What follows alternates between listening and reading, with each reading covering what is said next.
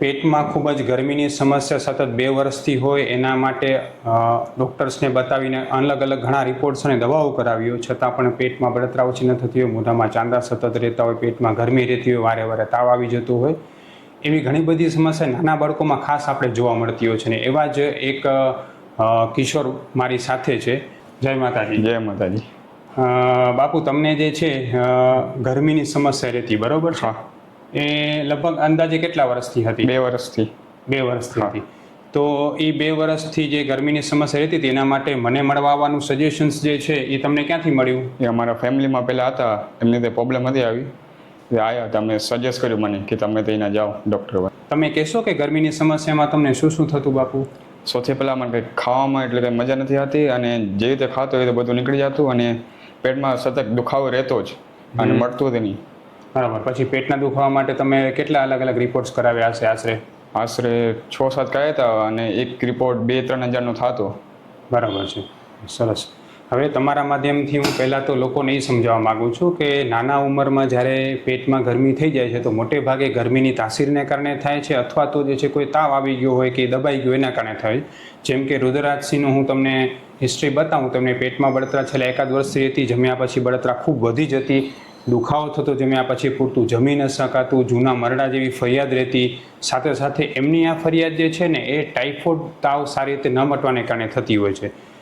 અને એ ટાઇફોઇડ તાવ એમને આવ્યો તો એ સારી રીતે ન મટ્યો, ડેન્ગ્યુ થયો, એ ગરમીનો તાવ છે એ ન મટ્યો. એને કારણે આયુર્વેદ એવું માને કે પૈતિક જ્વર એટલે કે પિત્ત વધવાને કારણે જ્યારે શરીરમાં તાવ આવે અને એ તાવને આપણે જ્યારે સારી રીતે ન મટાડીએ તો એને કારણે પછી પેટમાં ગરમીની સમસ્યા કાયમ માટે રહી જતી હોય છે, જે આમને તકલીફ શરૂ થઈ હતી.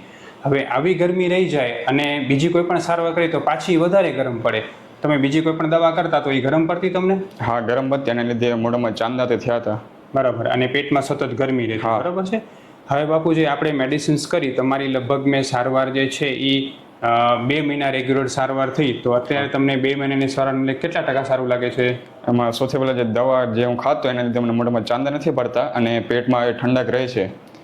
અને કેટલા ટકા સારું થયું તમને? આમ 100% સારું થઈ ગયું પેટમાં. બરાબર. પેટમાં પહેલાં કરતાં જેમ પહેલાં બહુ દુખાવો રહેતો, પેટમાં અતિશય ગરમી થતી, મરડા જેવું થતું, એ બધું સારું થઈ ગયું? હા. હવે ભૂખ સારી લાગે છે? હા, ભૂખ એકદમ મસ્ત લાગે. તો બાપુ, તમે જે છે એક યુવાન તરીકે 2 વર્ષ સુધી એટલી બધી અલગ અલગ દવાઓ કરી અને પછી આયુર્વેદમાં આવ્યા અને માત્ર 2 જ મહિનામાં તમને સારું થયું, તો તમને એવું લાગ્યું કે 2 વર્ષ જે દવાઓ કરી, જે સારવાર તમે લીધી, એના કરતાં 2 મહિનામાં તમને સૌથી સારું રિઝલ્ટ મળ્યું? હા, કેમ કે આપણે પહેલાં ભારતમાં જ હતું, આયુર્વેદિક દવા લેતા બધા, આપણે કંઈ ટેકનોલોજી વધ્યું નહોતું, તો આયુર્વેદિક જે છે આપણે આજે તે અપનાવાય, જેને લીધે આપણે જલ્દી બધું થાય ને સસ્તામાં થોડું પટે.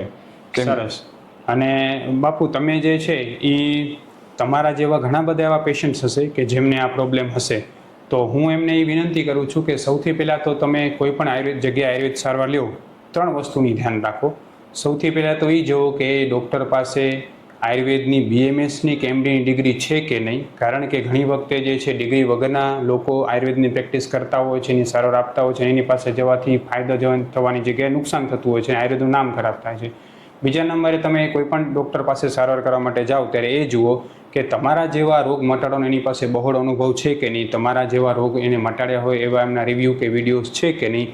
અને ત્રીજા નંબરે જ્યાં તમારી પ્રકૃતિ પ્રમાણે સારવાર થતી હોય, ઠંડી ગરમ, જેમ કે ઘણા લોકોને આયુર્વેદ સારવાર ગરમ પડતી હોય છે, એવા ઘણા બધા દર્દી અમારી પાસે આવતા હોય છે, પણ હકીકતમાં આયુર્વેદ સારવાર જરાય ગરમ નથી. જો તમારી પ્રકૃતિ પ્રમાણે સારવાર કરવામાં આવે તો આયુર્વેદ સારવાર ગરમ પડતી નથી. એટલે તમારી પ્રકૃતિ પ્રમાણે આયુર્વેદ સારવાર ત્યાં થતી હોય અને તમારા પ્રકૃતિ પ્રમાણે પંચકર્મ સારવાર જ્યાં થતી હોય ત્યાં ખાસ ધ્યાન રાખો. પંચકર્મ કરાવતા પહેલાં પણ લોકોને એ પૂછો કે આ સારવારથી અમને નબળાઈ તો નહીં આવે ને? જો એમ કે તમને નબળાઈ આવશે તો એ પંચકર્મ સારવાર ચરક સંહિતા પ્રમાણેની સારવાર છે જ નહીં, એટલે આ ખાસ ધ્યાન રાખો.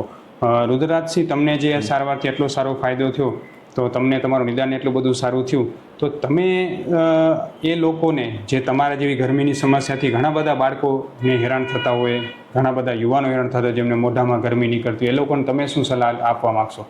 હું એટલું જ કહી કે આપણે આયુર્વેદિક દવા જ પહેલાંથી ભારતમાં બહુ હાલતી આવી હતી, અને પણ બ્રિટિશના લીધે જે હતું આપણે મેડિકલ સાયન્સમાં ટેકનોલોજી બધું વધ્યું, પણ આપણે જે બીમારી હંમેશા કોઈ દિવસ મટી નથી, એ થોડાક ટાઈમ પછી થતી જ જાય. પણ આયુર્વેદિકમાં તમે ખાલી 2-3 મહિના દવા લો તો તમે હંમેશા કે મટી જાય, જીવન તમારું બરાબર થાય. આ છે આપણા ભારતનું સાચું ભવિષ્ય, કે જે લોકો અત્યારે હજી પણ માને છે, કે જેમના ફેમિલીના મેમ્બર્સ પણ એવું માને છે કે આયુર્વેદ સારવાર જ શ્રેષ્ઠતમ સારવાર છે જૂના રોગોને મટાડવા માટે. ખૂબ ખૂબ ધન્યવાદ બાપુ. જય માતાજી. જય માતાજી.